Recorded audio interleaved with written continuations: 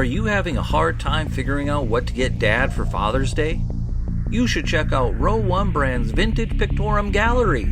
They have America's best sports art.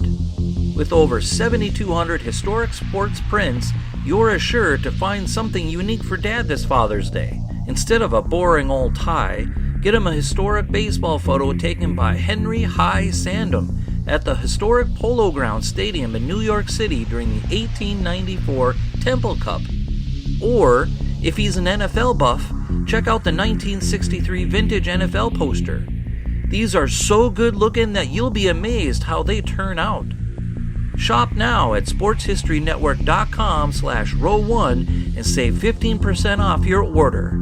In this episode of the Sports Jersey Dispatch podcast, we take a look at the big story in the early 1912 MLB season, the suspension of star player Ty Cobb and its aftermath and why it happened. Stories coming up in just a moment.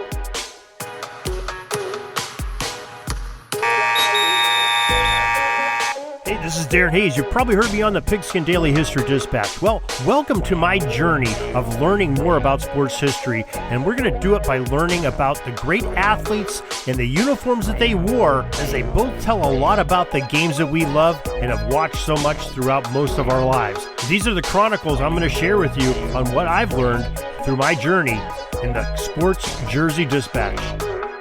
Hello, my sports history friends. This is Darren Hayes of the Sports Jersey Dispatch podcast. Welcome once again to the Pig Pen, your place for all things great team sports. And we like to take a peek back in sports history in the Pig Pen.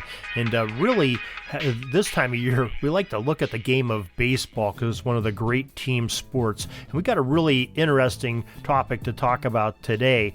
Very interesting, happened over 110 years ago. But before we do that, we want to make sure that you know that we have an email subscription newsletter. It's absolutely free. You can find out everything that's going on here at the Sports Jersey Dispatch on jerseydispatch.com, pigskindispatch.com, our sister website that's on the game of football, and a lot of things that going on at the Sports History Network, and our audio drama that we're a part of, Orville Mulligan Sports Writer, great audio drama. If you haven't had a chance to check it out yet, it's at orvillmulligan.com. You can find all of the great podcast episodes there of this great story. Well, anyway, you can find out everything that's going on in our newsletter by going to jerseydispatch.com, clicking on the email subscriber note that's there up near the top in the banner, or going into the show notes of this particular podcast episode and each podcast episode of the Sports Jersey Dispatch podcast, and going to get it there as well.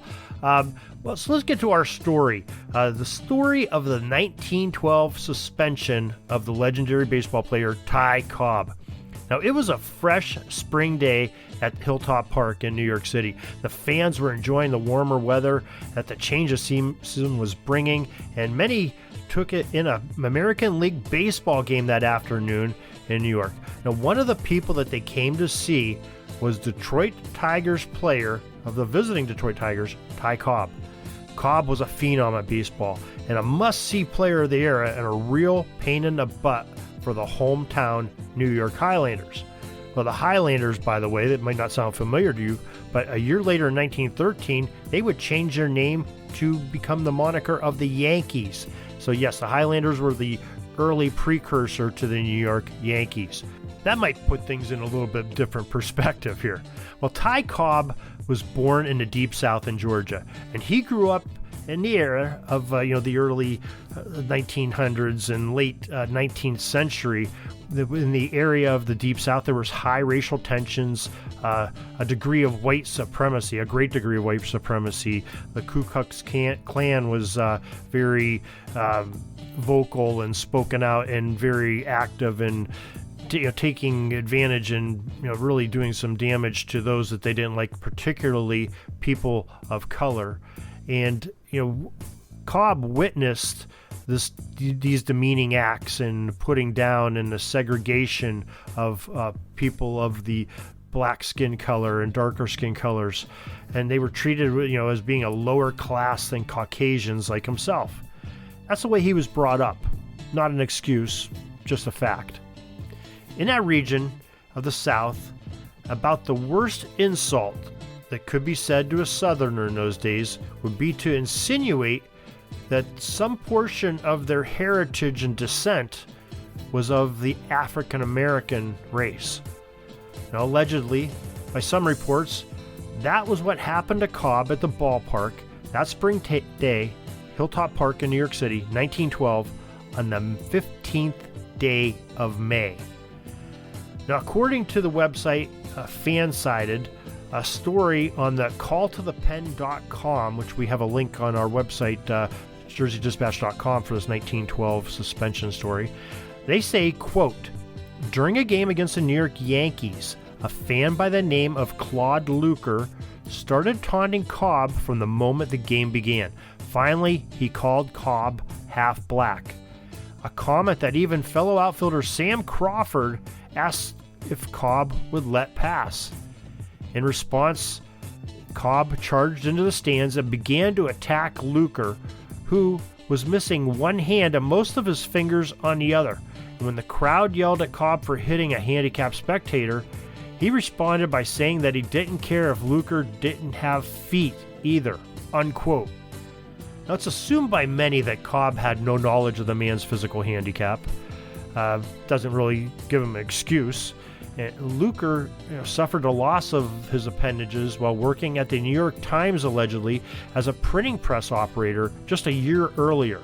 And definitely Luker was no saint, because going into heckle with verbal barrages towards a player out on the field, in this case Cobb, but nobody deserves to be physically assaulted. Now, the incident reported was an escalation of an exchange between insults between the fan and player for most of the game, and Cobb even tried to get the police to remove the abusive spectator, but it was to no avail. He was a visiting player in the Big Apple, and of course, probably there was other fans yelling slurs to him too, just to get his goat. You want to try to get into the head of players, and it still happens today. It's again, not an excuse for it, but it has occurred. And as an athlete out on the field, especially a visiting athlete, you have to have stone ears and not hear these things. Don't have those rabbit ears.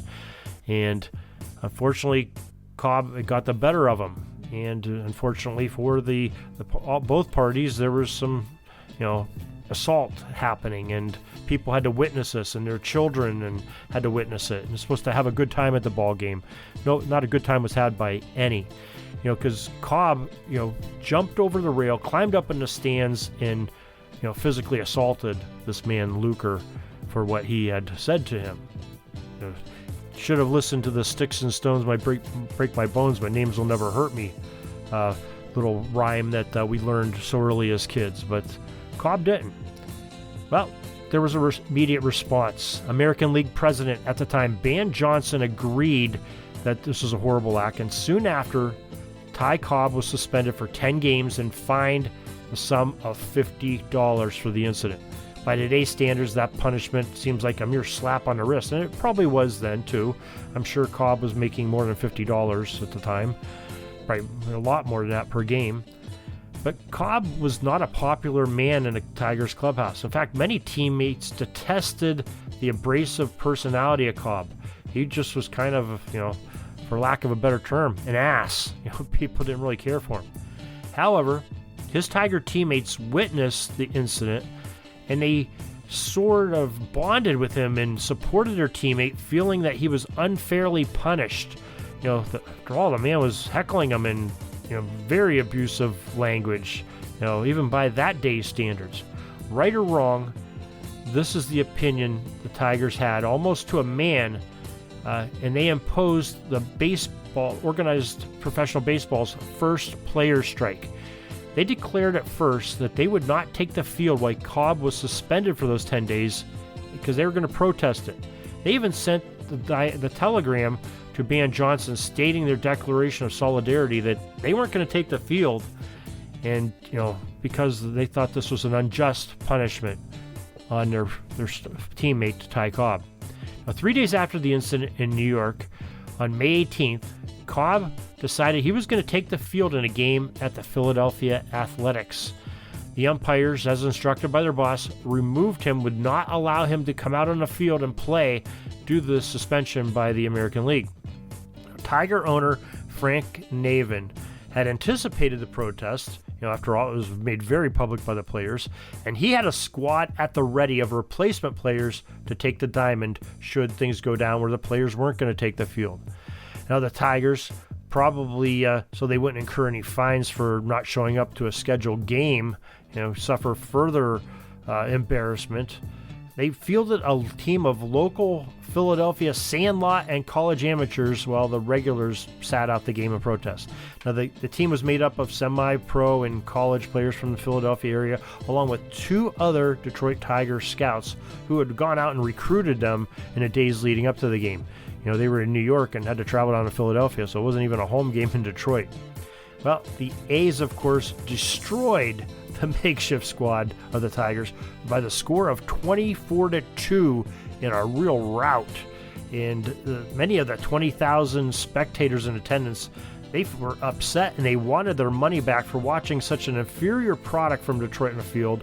A real debacle of Philadelphia winning by 22 runs. I'm sure they weren't unhappy about that, but there was no competition against them. You go there to watch a competitive ball game and you have a ragtag team of just called up the day before of guys that shouldn't be on the same playing field with the players that the Athletics had going out on the field, and it was a real embarrassment. But the Philadelphia Athletics organization never issued a single penny in refunds for that game for what the Tigers did. After all, the Athletics, they had their players playing. They didn't do anything wrong. They had the field there. They said they were having people come to the stadium to play games. They played the game, and they wanted to get paid. And it's not their fault that the Tigers would field a suitable roster that would be competitive. Well, Ban Johnson got wind of this, and he put his pen to paper and said he was going to fine each striking player the hefty sum of $100 per game and threatened to banish them from baseball if they continued to strike. Now, Cobb pleaded with and eventually convinced his teammates to return to the game and play, and he was grateful for their support, but he did not want to further the fines against them and the negative publicity, nor the losses the team would be racking up with the ragtag replacements out there on the field playing.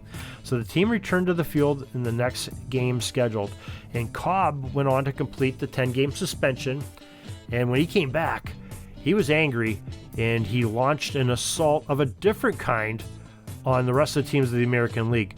For the season, the Georgia Peach batted .409, had 226 hits, and in that 1912 season, Cobb captured his 7th of 9 consecutive batting titles before eventually winning 12 in total. The Tigers, though, still only managed to seek out a 6th-place finish in the American League and had a losing record. It was something like 69 and 84, I believe, was their overall record that year.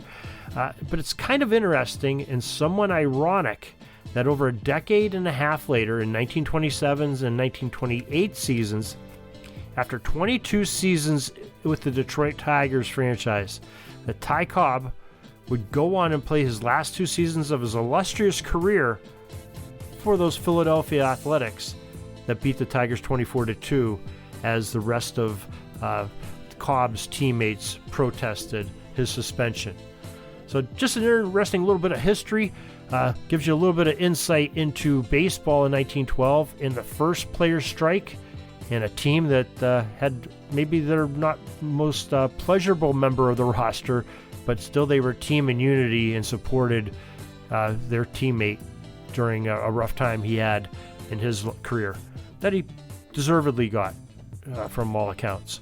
So hope you enjoyed this little bit of history. Hope you'll join us back next time here on the Sports Jersey Dispatch as we talk about some more great team history from baseball, basketball, football, hockey. Love these American sport games, and we're going to talk about the rich history it has. So join us each and every day on the jerseydispatch.com website, where we have all kinds of great things. We told you how to get the newsletter and find out everything that's going on that day. We hope you'll join us again and enjoy the history. Till next time, have a great sports history day. Sorry, but my pitching coach just called timeout and he's coming out to the mound. I think I'm going to get yanked for a reliever. We'll see you back tomorrow for some more great sports history on Sports Jersey Dispatch Podcast. We invite you to check out our websites, jerseydispatch.com and pigskindispatch.com. Not only see the daily sports history, but to experience the preservation of great events and people that play the games. Find us on Pigskin Dispatch. It's also on social media outlets of Facebook, Twitter, Instagram, and don't forget the Pigskin Dispatch YouTube channel to get all your daily sports history.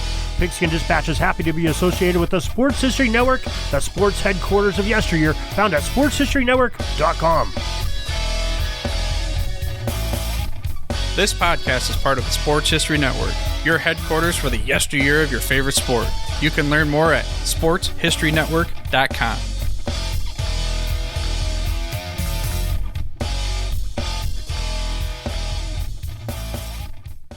At the Sports History Network, we're all about sports yesteryear, and so we're so pleased to introduce you to Row One, an online memorabilia gallery and shop that brings your sports history to life anywhere. The Row One gallery includes over 5,200 gorgeously reproduced prints of team posters, game program covers, game tickets, advertisements, and more in baseball, pro and college football, pro and college basketball, and more. And any gallery item may be printed in a variety of sizes on wood, metal, canvas, acrylic, or poster paper.